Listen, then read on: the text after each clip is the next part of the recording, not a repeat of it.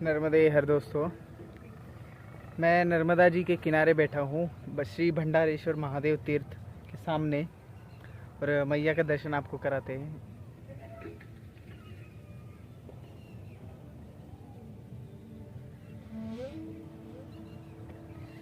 कर लिए मैया के दर्शन।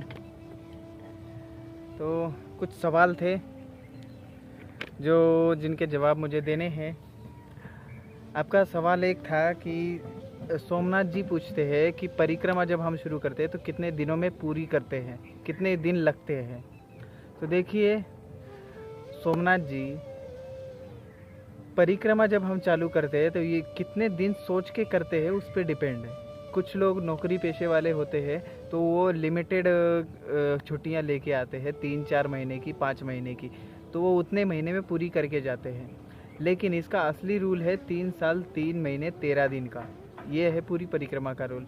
लेकिन जैसे युग बदला वैसे वो जल्दी करने लग गए, जैसे जैसे जिससे बनता है वैसे करते हैं। लेकिन कितने दिन लगते हैं ये आप पे डिपेंड है कि आप कितना चलते हो। आप अगर 20 किलोमीटर चलोगे तो वही 4-5 महीने लगेंगे। अगर आप 30 किलोमीटर चलोगे तो उससे कम लगेगा, 50 किलोमीटर चलोगे तो उससे कम लगेगा। उस पर डिपेंड है कि आप तीर्थों में कितना दर्शन करते हो। अगर आप ज़्यादा दर्शन करोगे तो कम वो किलोमीटर्स होते जाएंगे, तो फिर उस हिसाब से आपके दिन बढ़ते जाएंगे, ज़्यादा टाइम लगता जाएगा। तो आपके चलने पे है। और दूसरी बात ये भी है कि माँ नर्मदा जी आपको दर्शन का कितना मौका देती है इस पर भी डिपेंड है। वो अगर कम दर्शन का मौका देंगी तो आपकी परिक्रमा पूरी हो सकती है, नहीं भी पूरी हो सकती, या तो फिर वो कम ही दिन में पूरी हो जाएगी, या तो फिर आप ज़्यादा दिन में पूरी हो जाएगी। मेरी बात करेंगे तो मेरी परिक्रमा लगभग 4.5 महीने में पूरी हुई। सेवा का मौका दिया मैया ने, हमने परिक्रमा पूरी की। उसके बाद भी मैं यहाँ पे सेवा दे रहा हूँ। श्री भंडारेश्वर धाम तीर्थ है, तीर्थ क्षेत्र है और माँ नर्मदा जी के किनारे गुजरात में है, ये शिनौर में। तो यहाँ पे सेवा दे रहा हूँ, तो अभी भी मैं दर्शन कर रहा हूँ। देखिए मेरा भाग्य है, बहुत अच्छा मौका दिया है मैया ने, तो इस वजह से मैं बोलना चाहूँगा। और जितना आप चलेंगे उस पर डिपेंड है कि आप कितने दिन में पूरी करते हो। कुछ लोग 108 दिन का रखते हैं, संकल्प लेते हैं कि 108 दिन में पूरी करेंगे, तो उस हिसाब से वो चलते हैं। अगर आप स्लो चलेंगे, मतलब एक तो आपकी एज पे भी ये है कि आपकी एज अगर कम है तो आप ज़्यादा चलते हैं तो जल्दी पूरी करते हैं। कुछ यंग मैंने देखे कि उन्होंने 108 दिन में पूरी की। और एक प्रवीण जी है, बहुत अच्छे व्यक्ति है। उन्होंने मेरे से बाद में शुरू की थी और मेरे से पहले पूरी करी। मतलब उन्होंने लगभग 78 दिनों में परिक्रमा पूरी की थी। हाँ, उसी हिसाब से वो ज़्यादा चले, इस वजह से उन्होंने जल्दी पूरी की। और मैंने 4.5 महीने लगे, मुझे ज़्यादा टाइम लगे, 128 दिन लग गए। उनके 78 दिन में पूरी की, तो वो ज़्यादा चले। और साधु संत तो बहुत धीरे चलते हैं। अगर दिन में 4-5 किलोमीटर चलते हैं साधु संत, इस वजह से उनकी 3 साल 3 महीने 13 दिन की होती है, ज़्यादा लंबी कर जाते हैं। कोई साधु संत तो बहुत ज़्यादा। अब एक साधु जी को मैंने देखा कि 8 साल से परिक्रमा कर रहे हैं। मतलब वो जहाँ पे रुक जाते हैं 1 महीना वहीं पे रुक जाते हैं, वहीं पे सेवा करने लग जाते हैं। बहुत अच्छी सेवा करते हैं साधु। जितने साधु लोग यहाँ पे सेवा करते हैं उतने और कोई करता नहीं होगा, ऐसा लगता है मुझे। 1 महीना वहाँ पे रुकेंगे, सेवा करेंगे, फिर अगले आश्रम में जाएंगे, 1 महीना रुकेंगे, सेवा करेंगे। बहुत अच्छे साधु देखने को मिलेंगे आपको इसी परिक्रमा मार्ग पे। अगला सवाल पूछते हैं सतीश जी पूछते हैं कि नर्मदा परिक्रमा कितने किलोमीटर की है। देखिए, किलोमीटर एग्जैक्टली किसी ने नापे नहीं है। और जो सबसे पहले एस्टिमेट लगाया गया था कि कितने किलोमीटर है, उन्होंने लगाया था 2900 किलोमीटर। 2900 किलोमीटर से वो बढ़ के हो गई 3000 किलोमीटर।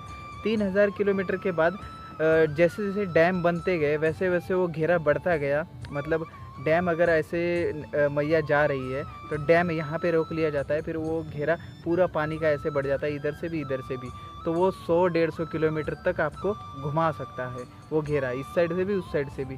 तो उस हिसाब से वो और 100-200 बढ़ जाता है, 200 किलोमीटर लगभग बढ़ जाता है। एक डैम की वजह से 300 भी जा सकता है, जितना डैम बड़ा हो उतना।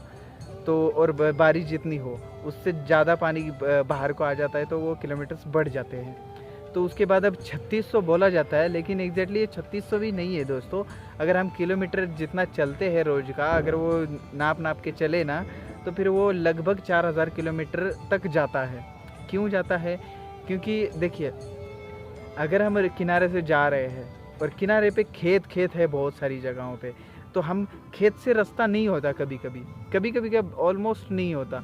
खेत से रास्ता बीच में से कौन बनाएगा? फसल बोई रहती है, तो बहुत कम होता है कि ऐसे फसल में से जाना।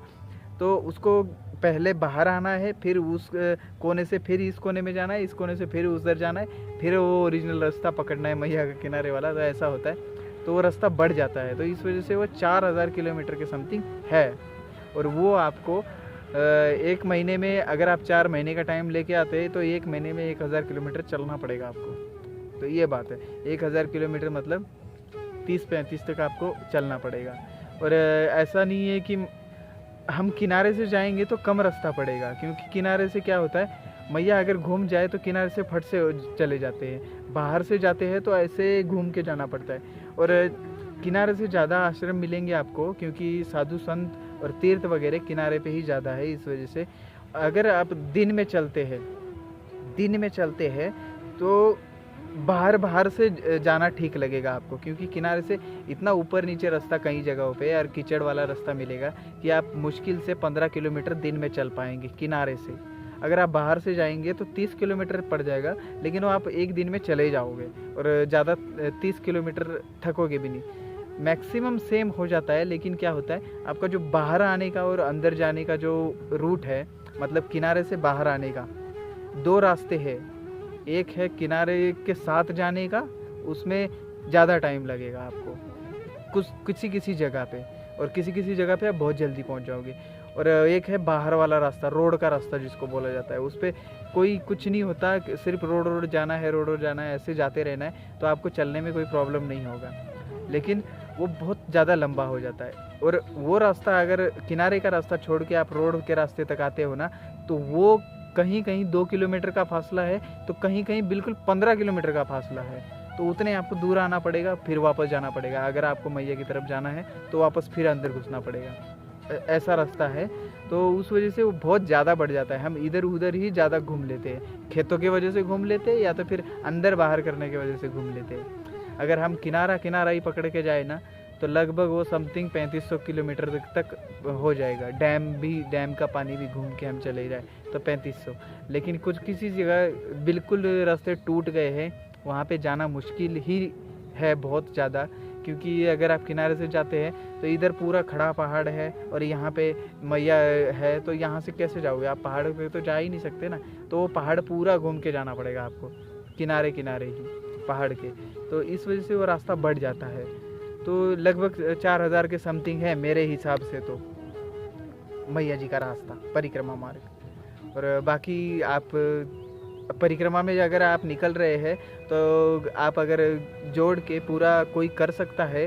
अगर नई पीडीएफ, वो जो पीडीएफ सबके पास मिल रही है ना, वो लगभग 10 से 15 साल पुरानी है, जो कलर वाली है। और एक पीडीएफ है जो ब्लैक एंड वाइट है, वो जो 5-7 साल पुरानी है लगभग, हाँ 7 साल पुरानी है।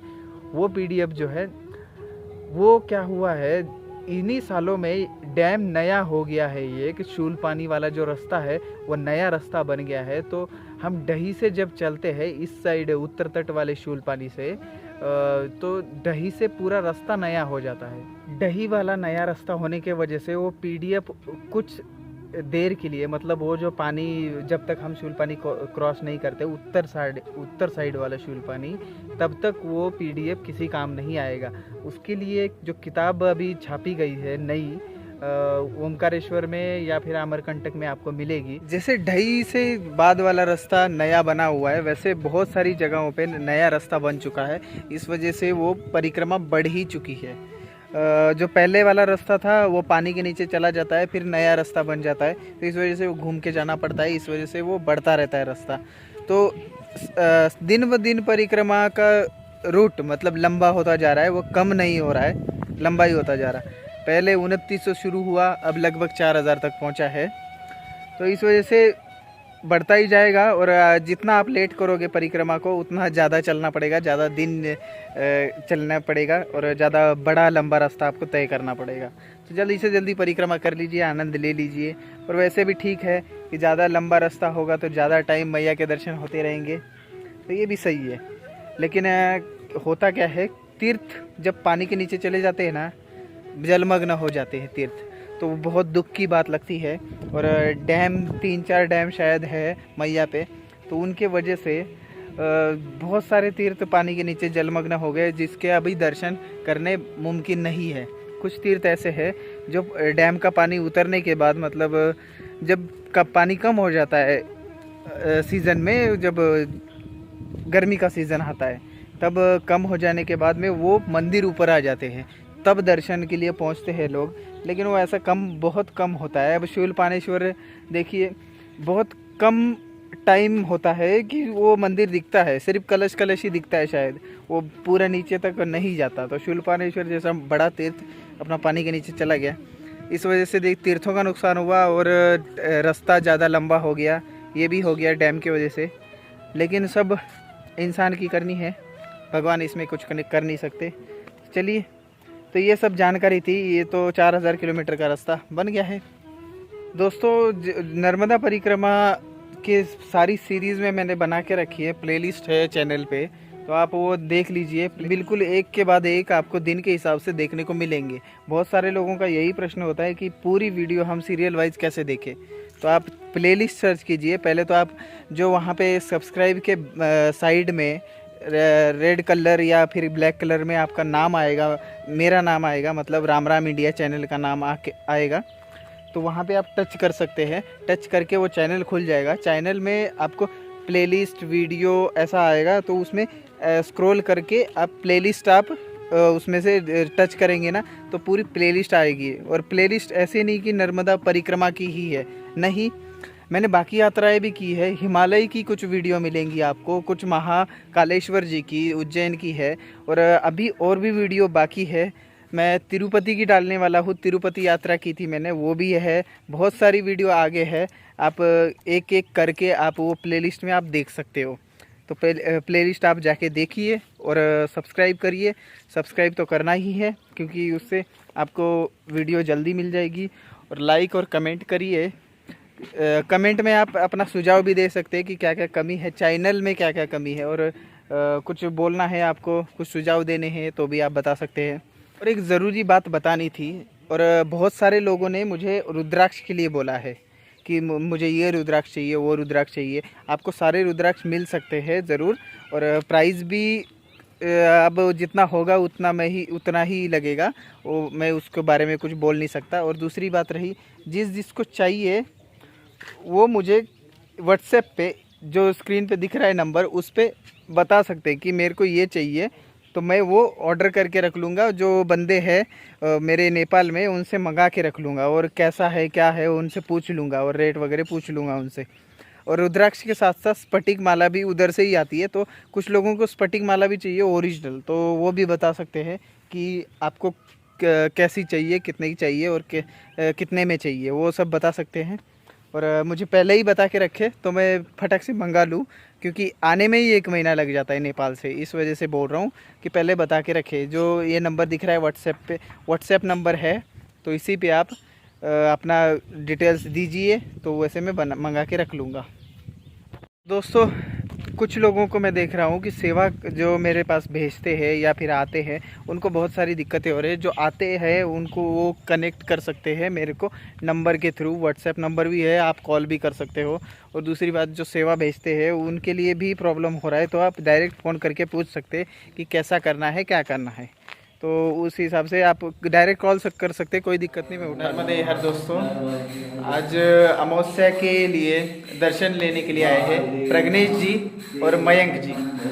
तो इन्होंने एक अद्भुत चीज़ लाई है जो मैंने पहली बार देखी है, तो उसके दर्शन आपको कराएंगे। बेल के पत्ते हैं, और वो कितने पत्ते हैं चलिए आपको दिखाते हैं। तो देखिए, इन्होंने एक अद्भुत चीज़ लाई है, दिखाते हैं आपको। ये देखिए, ये बेल के पत्ते हम नॉर्मली 3 है, लेकिन यहाँ पे 4 है, और ये 5 है। ऐसे बहुत रेयर मिलते हैं दोस्तों। जो 3 का पेड़ होता है ना, 3 पत्तों का पेड़ होता है, उसमें 4 और 5 मिलना बहुत रेयर होता है। जैसे रुद्राक्ष में 5 के अलावा अगर मिल जाए तो रेयर होता है, वैसे ही बेल के पत्तों में होता है। और ये फूल चंपा का ना, चंपा का फूल मैंने पहली बार देखा है ये। और ये भी मैंने पहली बार ही देखा है, सिर्फ वीडियो में और फोटोज़ में देखा था। ये देखिए ये 4 का है, बहुत सुंदर।